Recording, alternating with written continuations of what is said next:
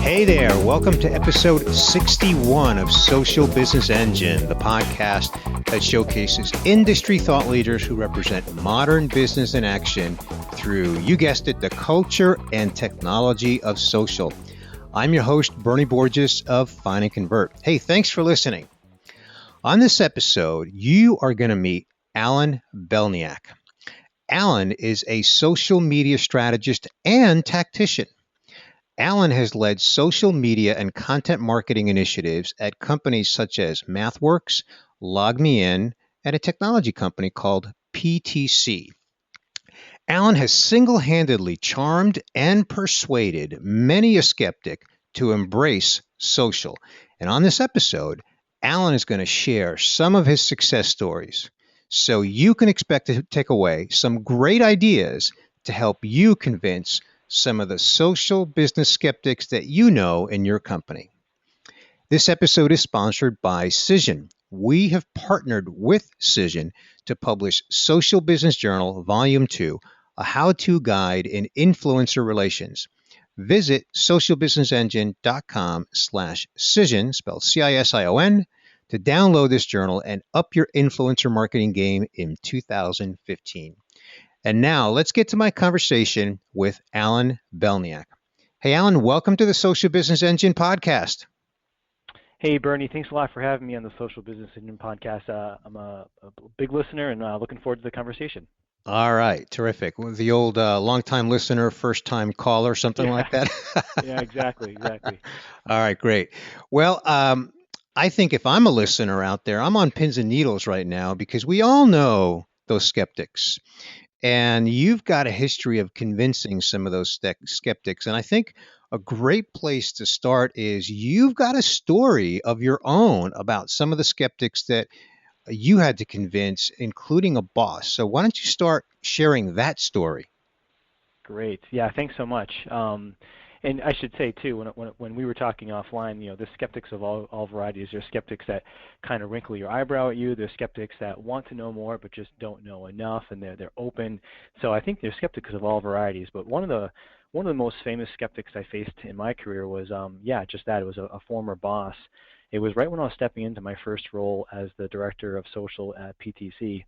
And the interesting story about that is prior to taking on that role, I was a software product manager at the company.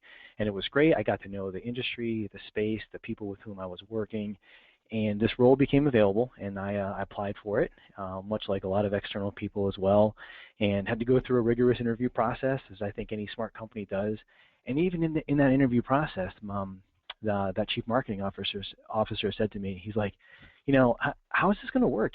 How are you going to convince people here that you're no longer the software product manager guy, but you're the social media guy? So in other words, Alan, I want to be clear on this. You went from a totally different role to this new role of social media. That's right. In fact, not only did I make that move, but I was competing through interviewing with other people who had social media experience in their background, where for me, it was just largely through my graduate degree and just being a student of the space. Huh. Okay. So what was your response to the CMO when he said that to you? Yeah, well, it was interesting. I smiled and I said, sure, I can understand what you mean by that. And I said, let me ask you a question. During the interview process, when you were asking me the same questions you likely asked other people, did you feel that my answers were any more or less disingenuous or not as substantial as theirs? And he said, well, no, not really. I said, okay. I said, and I understand that they have experience in the industry that I don't necessarily, but how many people did you interview who have experience in the manufacturing software space that I have? He said, well, none of them do. I said, sounds like we're pretty even. Well, no. I would argue that you're more than even, that you actually have an advantage because now you have domain expertise. That's right.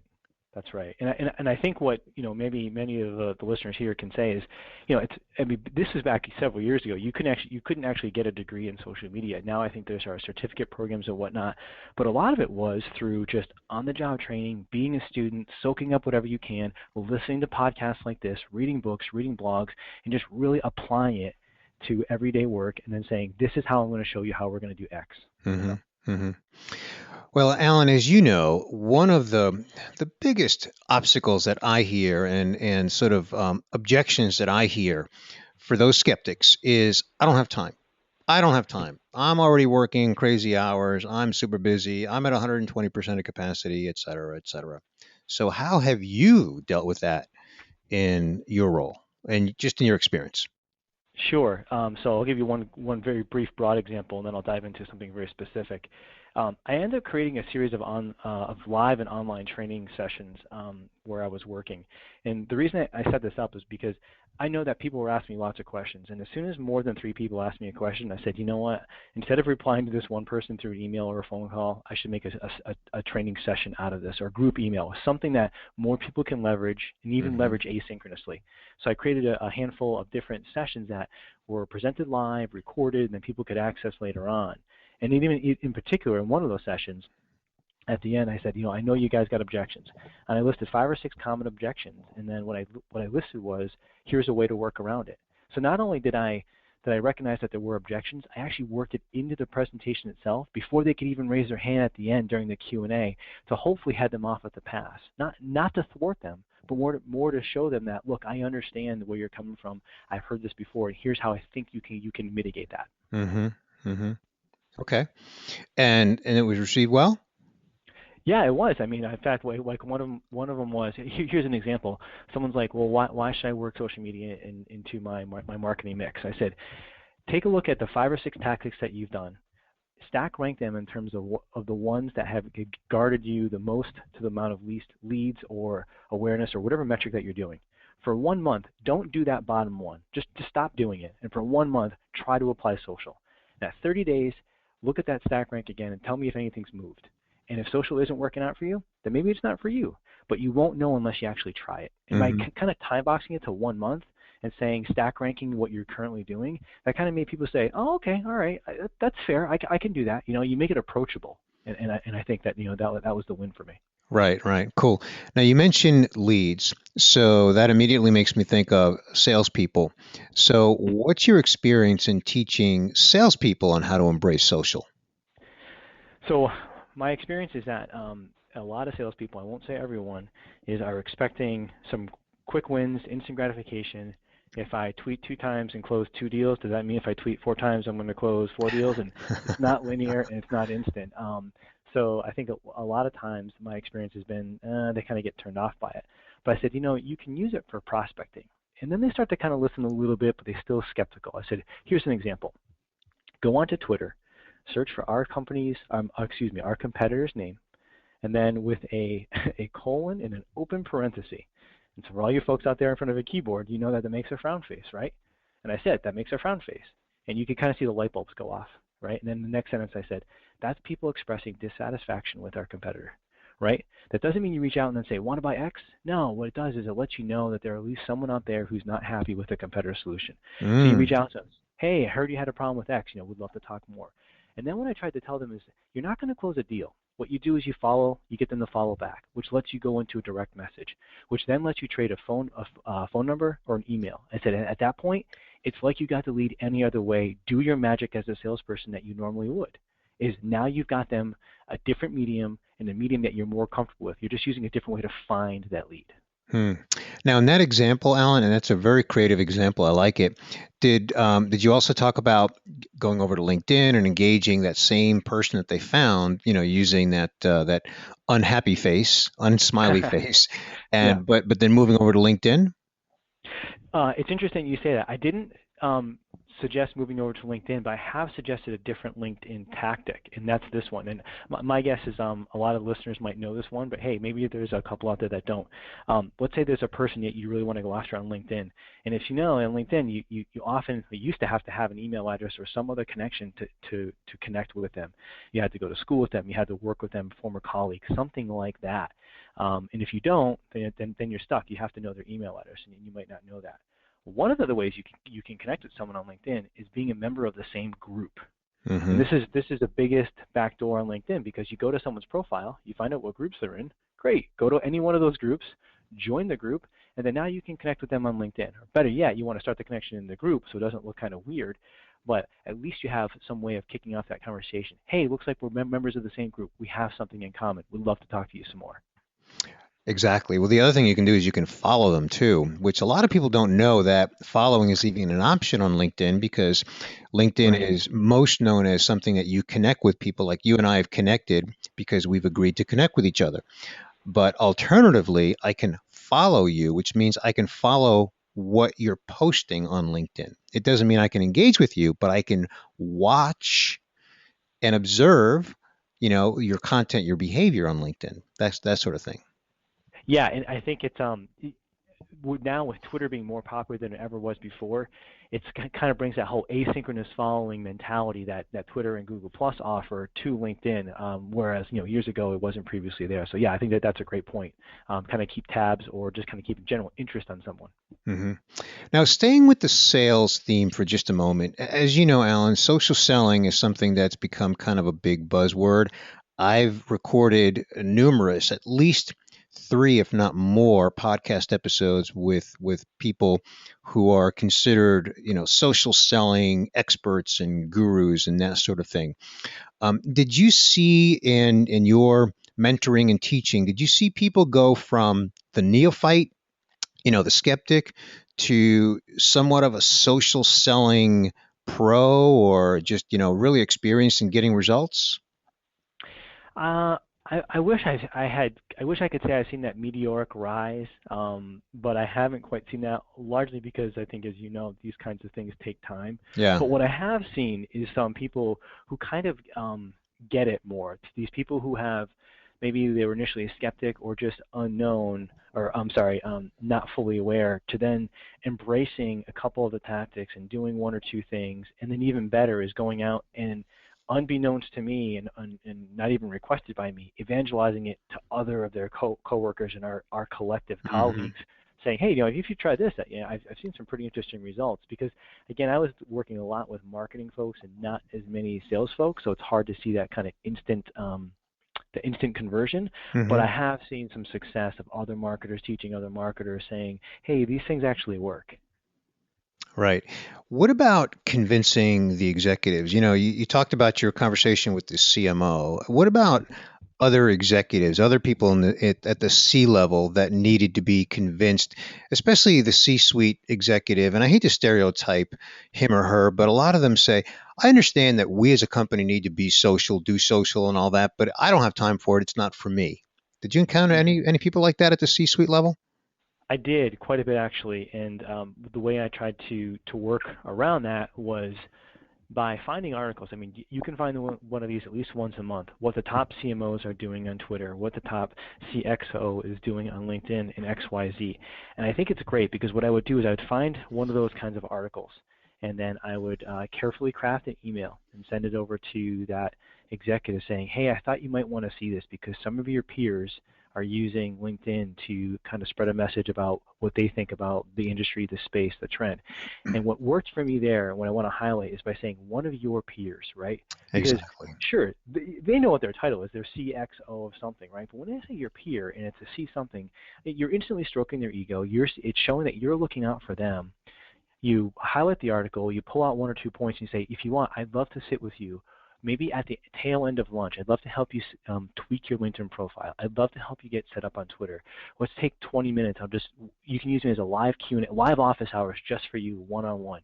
And the other thing that worked out well is by doing it one-on-one, it kind of breaks down that barrier a little bit. They're not raising their hand in a meeting room full of 10 people Exactly. trying to say, hey, well, I got this question. I don't know what DM means.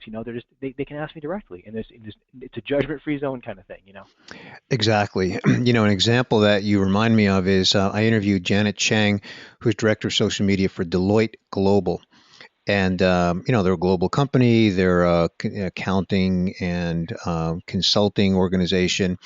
And they have this buddy program, a mentoring program, where they partner up executives with younger, proficient social media people, and they just get them together privately, one on one, for coaching and mentoring. And it's really an effective program because for the reason that you just pointed out, Alan, it's not a public setting. They don't have to embarrass themselves. They just get together one on one with people. I don't know what the frequency is, but it works. Yeah, I think that pairing up, and there's there's just mutual learning from different angles and different brackets. There's intelligence and wisdom, and there's both intelligence and wisdom exchange, which I think that's such a great program. Yep, yep. Well, before we get to the next point that I want to cover, I do want to break for a brief message from our sponsor, and that's Cision. Cision is widely recognized as a leader in public relations software, and we're excited that we have partnered with Cision in Volume 2 of the Social Business Journal.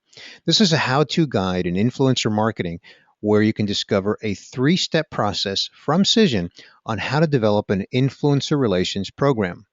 And also, you hear from 21 business experts on everything from what an ideal influencer looks like to the secret sauce of penetrating the sphere of an influencer. These business experts deliver bite-sized insights to give you actionable takeaways for your influencer relations strategy. So to get your copy of Social Business Journal Volume 2, and I do mean digital copy, just go to socialbusinessengine.com/cision, spelled CISION. Well, Alan, let's talk a little bit about how to kind of break down the mechanics of learning, because you kind of had to go from this, product management role to teacher, and that must have Right. been an interesting transition. So how did you actually make that transition to teaching people or helping them learn? Sure. So as I was mentioning a little bit ago, and I think a lot of the listeners will probably be nodding their heads, is you've got to be just a voracious reader and a student of the space. So I was listening to podcasts, reading books, reading blogs. Reading any PDFs, any ebooks, and like that that I can get my hands on. And that's just more for my own edification, my own knowledge. But then also you start to see the same points over and over again. This is great. It starts to back itself up. I was amassing this collection of just digital material on my hard drive, and I said, I've got to create some sort of a resource center where anyone can get at this, because I don't want to have a single person brain trust.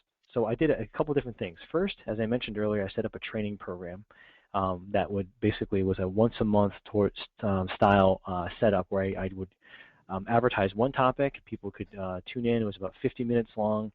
Of course, save time for Q&A in there.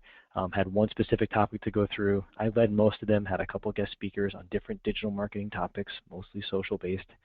I created this internal SharePoint library from all these resources to say, look, you can listen to me blabber on and on all you like, but if you ever want to do some self-paced learning, here are ebooks, guidelines, links, XYZ based on Facebook, Twitter, LinkedIn, global stuff. I kind of categorized it. So I tried to create as much information I could put at people's fingertips as they wanted to, but then also be available for one-on-one and one-on group sessions to help kind of flesh out a particular point, program, or topic. That's huge. That must have been wildly successful, was it? It took a little while to get going, which I was okay with, only because I did the whole resource center kind of as a Skunk Works project. In the sense, I didn't necessarily tell my manager I was doing it. Not that I figured that she would say, no, don't do it, but I kind of wanted to stand it up a little bit. I kind of wanted to put some content in there. I kind of wanted to arrange it and then say, hey, by the way, I kind of share with you these links and these PDFs and such. Well, guess what? If I'm not around, you can get to them here. Oh, and by the way, all we need to do is share this link with anyone else internally, and they can get to it as well. And she was like, wow, this is a really great resource. I said, yeah. And I said, as you start talking to other managers and they say, hey, we would love to get some of Alan's time to help us launch XYZ, you can then say, great, in advance, why don't you go look at some of these resources he's already collected? And that kind of helped the conversation to kind of level set or jumpstart the conversation. I wasn't having to explain things brand new to some people. They were already doing some readings through some self-education. Okay. So, Alan, a little bit of context here for our listeners. What size company was PTC and any of the other companies where you've done this? Sure. So PTC at the time was about 6,500 people, publicly traded, global, with about 40% of the employee base. 60% of the employee base in the U.S. and the balance was elsewhere. Logmein was a bit smaller. They were about just under 1,000 employees, maybe 700, but also publicly traded, and that's more of a software as a service play. Mm-hmm. And then MathWorks is about 3,500 people, privately held, but also global as well, with the majority of the employee base in the United States. Okay, so none of these companies was a small company. And by small company, I mean, under 100 Mhm. employees, the kind of a thing. Sure. All, Yep. mid to large, depending on your definition of large. And as Yes. you pointed out, in most cases, if not all of them, a multinational footprint. Um, so what would you say to the listener who is getting inspired by your experience, regardless of the company size that they're in? How do they get started? They've got skeptics, because we all do. In most businesses, there are skeptics. So hmm how does someone get started in creating, this mentorship, educational, inspirational, university-like program that you developed? Sure. So just to level set too, when I was in one of these companies that was pretty large, I didn't even have a budget to start, and I was a one-person operation. Hmm. So despite the Okay. company size, I, I could have been operating within a 6,500-person company or a 650 or a 65-person company because Yeah. I didn't have this giant team. And Right. the reason I say that is because what I kept running into is something I guess is that what a lot of other listeners are going to run into is, okay, well, show me. So what worked for me was at any time possible, without inundating, is finding a case study, finding something that kind of proved it out. Because you can say why a point or a tactic or a strategy is useful or necessary or something you should explore. But if you can show another company that can back it up to say, well, look, this is how this company did it. And not to say just because someone else is doing it, you have to. But in my experience, the skeptics, typically the skeptics are going to say, I'm just not so sure if that's for us. Well, here's Right. how another company like us did it. Right. And it doesn't necessarily mean people are going to say, okay, great, let's jump in. What it does is it starts to remove a little bit of that friction. And sometimes that's all you need is just a little bit of wiggle room. And then you can say, well, how about we just try it as a pilot? How about we just test it out as opposed to going full on? Because all you really need is just to get your foot in the door to try something. So, another topic that we talk a lot about here on the Social Business Engine podcast, dedicated several episodes to it, is the topic of employee advocacy. So, terminology aside, it kind of sounds like that is a big part of what you were advocating and really inspiring people to do, is to, um, as employees, to become social so that they can be part of the ambassadorship of the brand. Is that right? Yes, but to a point, Bernie. So what's interesting is that one lesson I learned early on, not day one, but early on, is that you can show people strategies and you can show people tactics and you can show people where to go. You can help them understand where to go. But what you can't do is force them to be social. There are some people who are they're just not cut out for it, or maybe they're cut out for it, but they just don't want to do it. And that's the biggest shame when you know someone who's definitely potentially has the potential to do it but doesn't want to. Mm-hmm. If you try to force them, it's they become resistant and you get actually poor results. So the idea is to find those people who actually can be social and then coach them up. And then once you find those, then you can coach them through. You can get them to be ambassadors of the brand and help them kind of share and evangelize all the things that you're trying to get out there on the social channels organically. Mm-hmm. So find people who can have influence over others once they become successful and they embrace it. Yes, but with a healthy dose of natural aptitude for doing so. Sure, sure, sure. Yeah. Yeah. The old Jeffrey Moore head bowling pin approach. Right. Yes, that's right. Okay, terrific. Well, Alan, let's segue. If there's any one thing that you could change about the way that business is conducted today, what would that be? Geez, Bernie, that's a good question.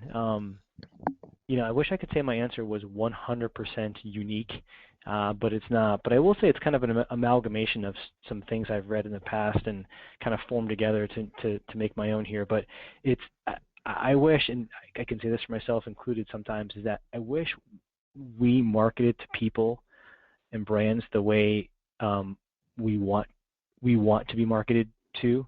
And let me explain what that means. Um, I don't like seeing 7-syllable words in Facebook posts, and I don't like seeing tweets that have these just business jargon and stuff like that. But instead, if you talk to me like I'm a human, if you use Hmm. contractions, if you use like you and speak to me like I'm a person, but still get across your great, awesome, maybe complex B2B technology, that's fantastic. But because when I see these things, when we all do this, we scroll through our feeds. We've got Twitter, we've got Facebook, we might even have Hootsuite that combines them all. We're flipping through on our phone really quick. it's really easy to go by those kinds of posts that are just jargony, but the ones that really kind of catch your eye are the ones that speak to you as a human. So basically, I wish all businesses would market to me as a human. I love it. The be more human as brands. Yeah. Right. Okay. Fantastic.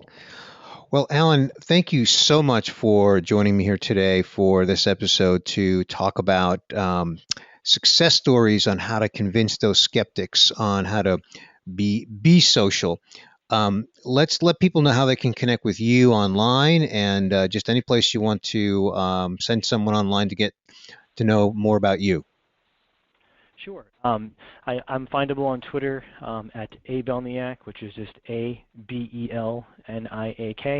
And if you go to abelniak.com, that just points you to my blog, and then from there you can find me on LinkedIn, Google+, and all the other kind of places that us social folks hang out. Terrific. And of course, my listeners know that I will have a link to that in the show notes at socialbusinessengine.com. So again, Alan, thank you so much for joining me here today on this episode. Bernie, thanks so much for having me. I really appreciated it. Terrific. Well, I want to remind everybody before we sign off here to pick up your digital copy of Social Business Journal Volume 2, a how-to guide in influencer marketing that we have produced in cooperation with Cision. Just go to socialbusinessengine.com/Cision. And while you're there on our website, remember that you can also visit our video channel where you can catch interviews with other inspiring business professionals that are succeeding in modern business through social. And hey, before I sign off, I have a request. Yes, I have a favor. If you enjoy this podcast, would you write a review in iTunes? Reviews are like SEO juice in iTunes. And this way, others might discover this podcast. So to make that easy, we've got a page that we've set up at socialbusinessengine.com/iTunes with a link directly to this podcast in, of course, iTunes. And I really appreciate that. Hey, until next time, this is Bernie Borges of Find and Convert, wishing you continued success on your social business journey.